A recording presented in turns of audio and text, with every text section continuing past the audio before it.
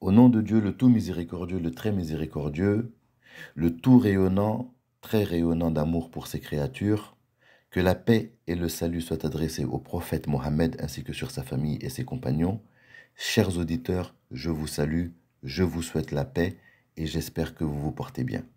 Aujourd'hui, nous allons parler d'un un pouvoir immense que vous possédez, que souvent vous mettez de côté, que souvent vous oubliez, mais que vous avez en votre possession. Et ce pouvoir immense, c'est le pouvoir de partir et de laisser partir, soit une relation dans laquelle on est malheureux, ou de laisser partir une personne qui a décidé de ne plus faire partie de notre vie, malgré que, par amour pour cette personne, on a fait des efforts, on a posé des gestes qui, normalement, auraient pu le faire réfléchir à deux fois. Ce pouvoir, vous l'avez.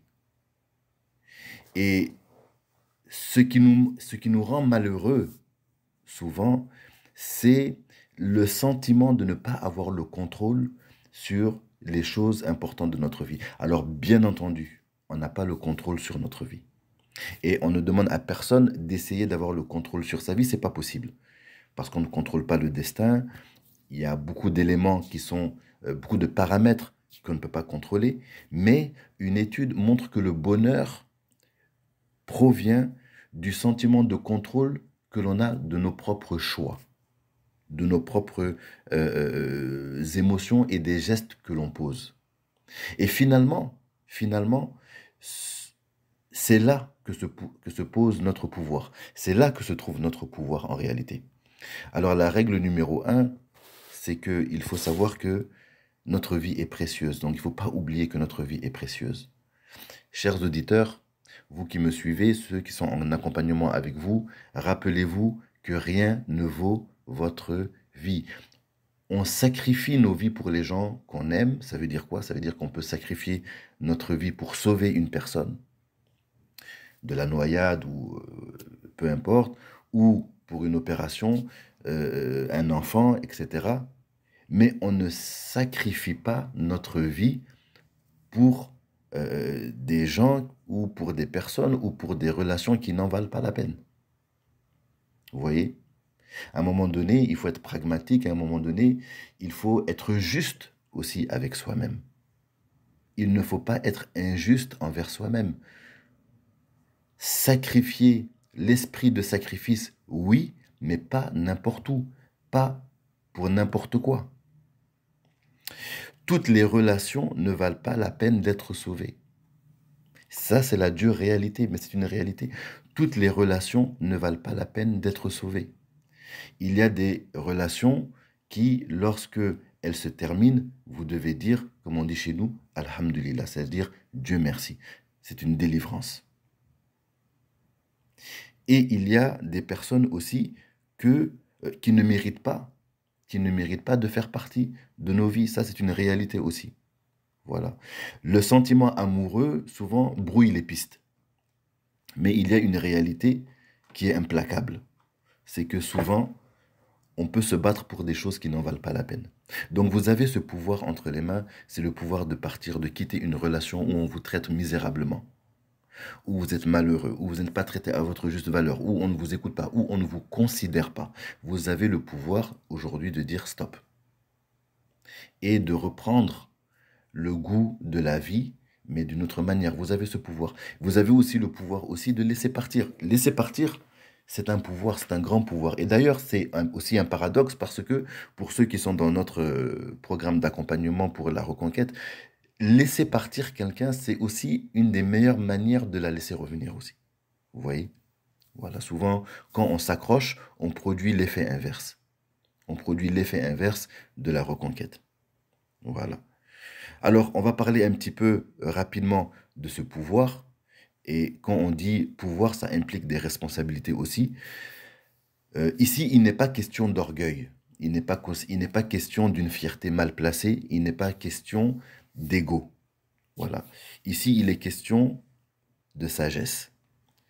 Et pour cela, ce qu'on veut, c'est toujours être en paix avec notre conscience, toujours être en paix avec notre esprit. C'est-à-dire que on va quitter une relation, pas parce que nos familles nous ont demandé de quitter cette relation, pas parce que nos amis, nos sœurs, nos frères ont jugé à notre place que cette relation n'était pas bonne pour nous. On quitte une relation que nous-mêmes, on estime être une relation toxique ou malheureuse ou mauvaise pour notre santé mentale, pour notre sécurité, pour notre intégrité psychologique, etc. C'est nous-mêmes qui faisons ce choix. Nous sommes des gens responsables, nous sommes adultes, majeurs et vaccinés. C'est à nous de faire ce choix. Donc, avant de quitter une relation, avant de partir, avant d'utiliser ce pouvoir de partir, donc, c'est de notre responsabilité d'abord de juger si cette relation vaut la peine d'être sauvée ou pas. Vous voyez? Et si ça vaut la peine d'être sauvé ou pas, à ce moment-là, il faudrait, à travers une médiation, à travers des amis proches, à travers des gens de sagesse, à travers des coachs, mettre tous les gestes possibles pour sauver cette relation. Et quand on se rend compte que vraiment, il n'y a pas possibilité de la sauver et que ça vaut pas la peine de la sauver, à ce moment-là, on utilise ce pouvoir qui est le pouvoir de partir. Pourquoi? Parce qu'on a une seule vie, cette vie est précieuse et on ne la sacrifie pas n'importe où, pour n'importe quoi, n'importe comment. Voilà, on peut sacrifier nos vies pour euh, pour des choses qui ont de la valeur, mais on ne sacrifie pas nos vies pour des choses qui n'ont pas de valeur, ou qui sont inutiles, ou qui sont même dangereuses pour nous. Vous comprenez? Voilà, même chose aussi avec le fait de laisser partir.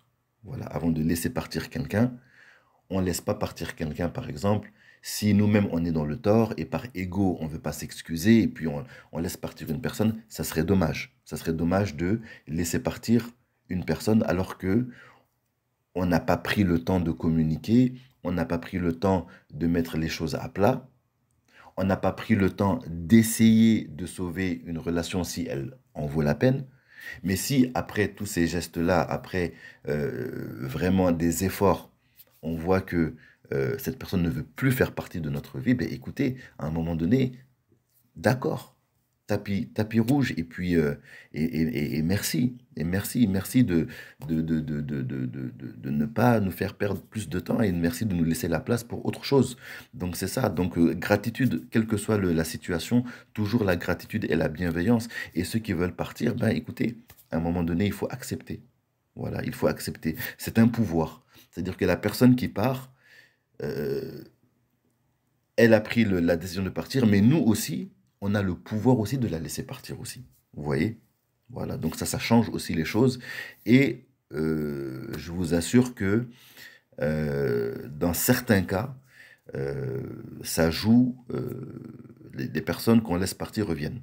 Voilà, quand on ne s'accroche pas trop, quand on est capable d'avoir assez de maturité émotionnelle, assez de contrôle dans notre vie, assez d'indépendance, assez de contrôle, assez d'équilibre et d'harmonie dans nos vies individuelles, le pouvoir de laisser partir et de partir, c'est un pouvoir qui est là et qui fait souvent que des relations sont sauvées à cause de ça.